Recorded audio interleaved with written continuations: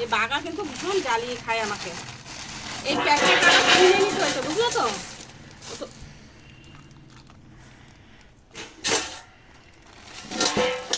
ঢেলে তারপর ছাড়াতে হবে, বাঁচতে হবে।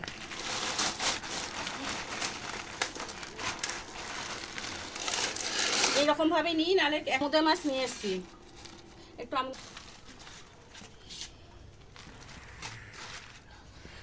এই যে বন্ধুরা, আজকে আমি আমুদে মাছ নিয়ে এসছি, একদম টাটকা আমুদে মাছগুলো দেখেছো? চলো, কি সুন্দর আমুদে মাছ। এই যে আমুদে মাছটা নিয়ে, আর হচ্ছে এই যে বন্ধুরা কাতলা মাছ এনেছি। আজকে কিন্তু মাছ আমি কাটিয়ে এনেছি, কারণ আমার মাছ কাটতে 2-3 ঘন্টা লেগে যায়, খুব কষ্ট হয়। আর তাই আজকে আমি মাছ কাটিয়ে এনেছি। আর প্যাকেট নিয়ে যাবি তো বেশি করে, এক জায়গায় আমার সব আনতে হয়েছে, নিতে হয়েছে। এই যে কাতলা মাছটা দেখা শুনো, এই যে একটা গোটা কাতলা নিয়েছি। কাতলাটা 2.5 কিলো 3 কিলো ওজন ছিল।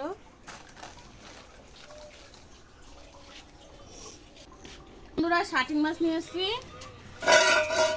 এই যে শাটিং মাছ এনেছি, কারণ বড় ছেলে শাটিং মাছ খেতে খুব ভালোবাসে। বড় ছেলে শাটিং মাছটা খেতে খুব ভালোবাসে, তাই এই যে শাটিং মাছটা করেছি। এটা আজকেই রান্না করব, কারণ একদম টাটকা শাটিং মাছটা। এই যে দেখো, ঠিক আছে? শাটিং মাছটা বেগুন দিয়ে আজকে রান্না করব।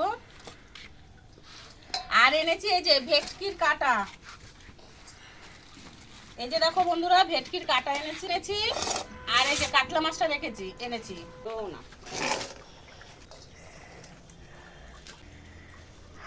এর মধ্যেই ছিল। এই যে ভেটকির কাঁটা এনেছি,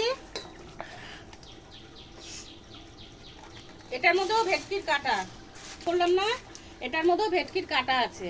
আর এখানেও ভেটকির কাঁটা, মাছের তেল, শাটিং মাছ, আমুদে মাছ আর কাতলা মাছ আজকে এই বাজার করে নিয়ে এসেছি।